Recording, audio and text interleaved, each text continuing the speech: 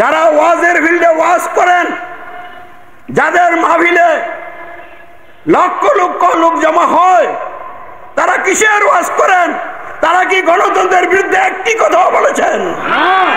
Doctor Mizanur Rahman Azhari সাহেব তার মাহফিলে কি গণতন্ত্র, গণতন্ত্রের সংবিধান এবং গণতান্ত্রিক সরকারের আনুগত্য অস্বীকার করার কথা কোনো বলেছেন? তাহলে শিরক আর কুফর প্রতিষ্ঠিত হয়ে আছে। শিরক এবং কুফরের অধীনে থেকে কিসের ওয়াজ, কিসের বক্তৃতা, কিসের দল? এইসব দল ইনশাআল্লাহ ভেঙ্গে চুরমার হয়ে যাবে। আল্লাহ সব ভেঙ্গে খানখান করে দিবেন। তবে ইমানদারদেরকে রাজপথে থাকতে হবে। আগামী দিনগুলিতে আমরা যে তীব্র আন্দোলন গড়ে তুলব, সরকারের বিরুদ্ধে নয়, কোন দলের বিরুদ্ধে নয়, কোন ব্যক্তি বা গোষ্ঠীর বিরুদ্ধে নয়, কোন ধর্মের বিরুদ্ধে নয়, ডাইরেক্ট মানব রচিত ব্যবস্থার বিরুদ্ধে। কারণ মানব রচিত ব্যবস্থা হচ্ছে আমাদের দুশ্মন। কারণ মানব রচিত ব্যবস্থার মাধ্যমে ঈমান আমল সব ধ্বংস করে দেয় এই ব্যবস্থা। এই জন্য আমরা সরকার সহ আলেম ওলামা পীর মাশায়েখ, ইসলামী প্রচলিত দল এবং প্রচলিত গণতান্ত্রিক রাজনৈতিক দলের নেতা কর্মী সহ দেশবাসী সকলকে গণতন্ত্রের বিরুদ্ধে রাজপথে নেমে আসার জন্য উদাত্ত আহ্বান জানাচ্ছি। আমরা গণতন্ত্রের মূল উৎপাদন না হওয়া পর্যন্ত রাজপথ ছাড়ব না ইনশাআল্লাহ। সকল মানুষের সার্বিক কল্যাণে সমাজ ও রাষ্ট্র ইসলামের আইন বিধান প্রতিষ্ঠার উপায় বিশ্বে আজকের এই গণজমায়েত ভূমিকা স্বরূপ বলছি, আমাদের এই বাংলাদেশে গণতন্ত্রের সুবাদে বিভিন্ন রাজনৈতিক দল আছে না নাই? তারা কি গণতন্ত্র মানে না গণতন্ত্রের বিরুদ্ধে নামছে? তারা গণতন্ত্রের পক্ষেই নয়, শুধু গণতন্ত্র রক্ষার দায়িত্ব নিচ্ছে। তাহলে যারা গণতন্ত্র রক্ষার দায়িত্ব নিছেন, এই গণতন্ত্র আপনাদেরকে কোথায় নিয়ে যাবে আমি একটু পরেই বলছি। ইসলামী দল যারা ইসলাম প্রতিষ্ঠার কথা বলেন, তারা কি গণতন্ত্রের বিরুদ্ধে রাজপথে নেমেছেন? তারাও গণতন্ত্র রক্ষার দায়িত্ব নিয়েছেন।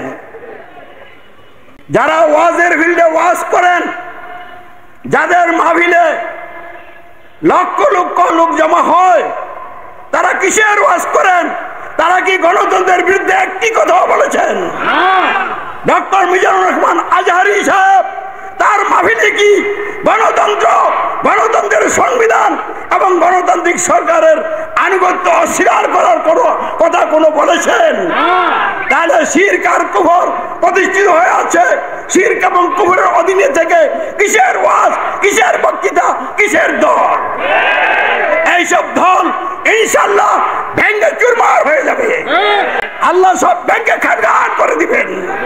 তবে ইমানদারদেরকে রাজপথে থাকতে হবে। এই ভূমিকাতে আমি বলতে চাচ্ছি, ইসলাম আর জাহিলিয়াত আমাদেরকে ভালো করে বুঝতে হবে। আল্লাহ রাব্বুল আলামিন মানব জাতির কল্যাণের জন্য, মানব জাতিকে ভালোবেসে মহব্বত করে কল্যাণকর ব্যবস্থা ইসলাম পাঠিয়েছেন। বলুন আলহামদুলিল্লাহ। আল্লাহর দেয় জীবন ব্যবস্থা ইসলামের মূল কথা কি? মূল কথা হলো আল্লাহর প্রতি ঈমান। আল্লাহর প্রতি ঈমান কি? আল্লাহর প্রতি ঈমান হলো আল্লাহর রুবুবিয়াতে তাওহীদ। আল্লাহর রুবুবিয়াতে তাওহীদ কি? আল্লাহর রুবুবিয়াতে তাওহীদ হলো মানুষের সমাজ রাষ্ট্র গঠন ও পরিচালনা সহ জীবনের সকল ক্ষেত্রে সবরেনটি, সার্বভৌমত্ব, সকল ক্ষমতা, আইন বিধান ও নিরঙ্কুশ শাসন কর্তৃত্ব একমাত্র আল্লাহর, মানুষের নয়। এটাই মূলত আল্লাহর প্রতি ঈমান।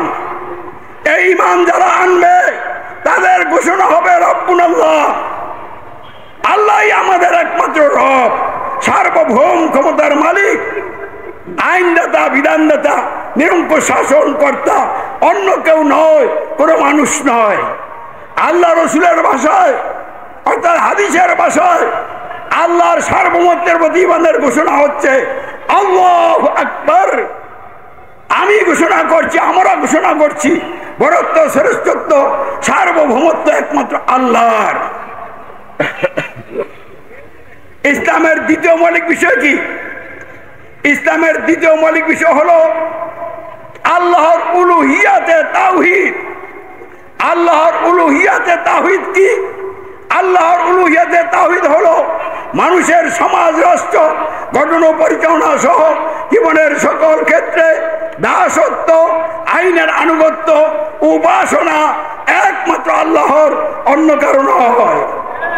এই বিষয়টি গ্রহণকারী ব্যক্তি বা ব্যক্তিদের সাক্ষ্য অঙ্গীকার হলো আশহাদু আল্লাহ ইলাহা ইল্লাল্লাহ, আমি সাক্ষ্য দিচ্ছি, অঙ্গীকার করছি, নেই কোনো ইলাহ, মাবুদ, দাসত্ব, আইনের আনুগত্য, উপাসনা পাওয়ার অধিকারী সত্তা একমাত্র আল্লাহ ছাড়া।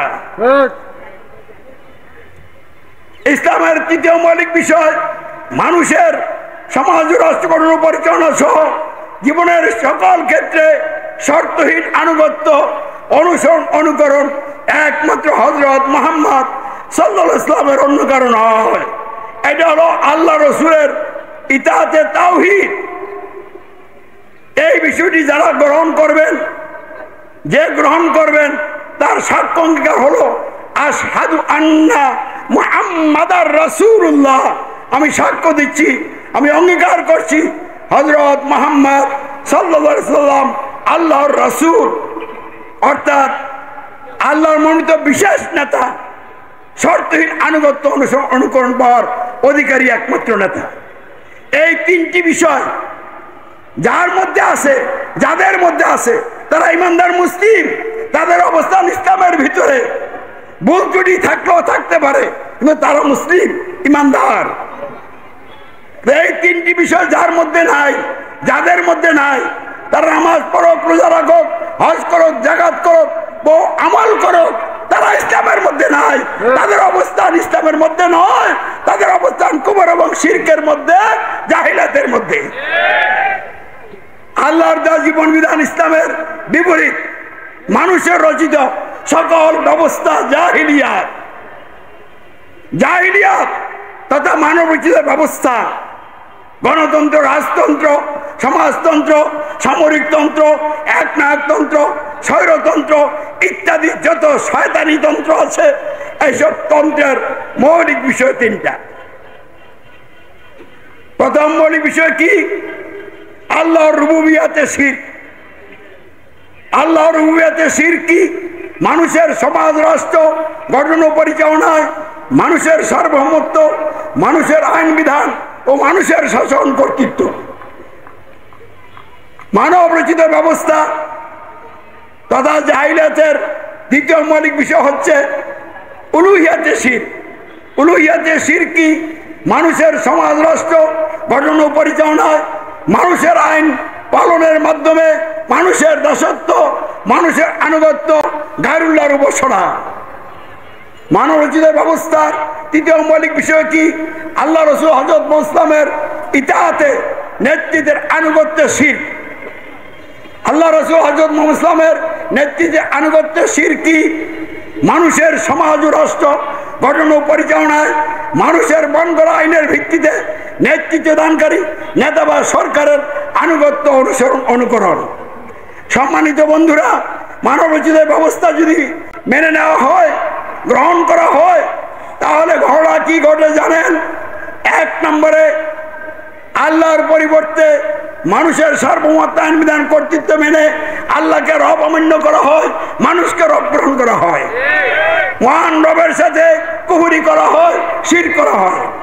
দুই নম্বরে মানব রচিত ব্যবস্থার মাধ্যমে সমাজ ও রাষ্ট্র পরিচালনায় মানুষের রচিত সংবিধানের আনুগত্য স্বীকারের মাধ্যমে মানুষের দাসত্ব করা হয়, মানুষের আনুগত্য করা হয়, আর উপাসনা যার মনে যা করা হয় গায়রুল্লাহর করা হয়। ফলে আল্লাহর উলুহিয়াতে তাওহীদ বাদ হয়ে যায়, আল্লাহর উলুহিয়াতে শিরক হয়। এই আল্লাহর উলুহিয়াতে তাওহীদ বাদ হয়ে যাওয়ার মানে হলো কুফরি, অর্থাৎ আল্লাহকে ইলাহ অমান্য করা হয়, এর নাম কুফরি। আর মানুষকে ইলাহা গ্রহণ করা হয়, মাবুদ গ্রহণ করা হয়, এর নাম শিরক। মানব রচিত ব্যবস্থার মাধ্যমে 3 নম্বরে কি ঘটনা ঘটানো হয়, যারা মানবাধিকার ব্যবস্থা দিয়ে সমাজের নেতা নেত্রী হয়, সরকার হয়, নেতৃত্বের আসলে আসীন হয়ে মানুষের জন্য আইন দিয়ে নেতৃত্ব দেয়, সমাজ রাষ্ট্র পরিচালনা করে, ওইসব নেতাদের আনুগত্য করা হয়, অনুকরণ করা হয়। ফলে রসুলের শর্তহীন আনুগত্য বাদ হয়ে যায়, ইসলামের তৃতীয় মৌলিক বিষয় বাদ হয়ে যায়। অর্থাৎ আল্লাহ রসুলের নেতৃত্বের আনুগত্যের বিরুদ্ধে বিদ্রোহ করা হয়, যার নাম কুফর। আর ফেরাউন, নমরুদ, আবু জাহল মার্কা নেতার আনুগত্য করা হয়, যার নাম শিরক। তাহলে মানব রচিত ব্যবস্থা একদিকে কুফর, আরেকদিকে কি শিরক।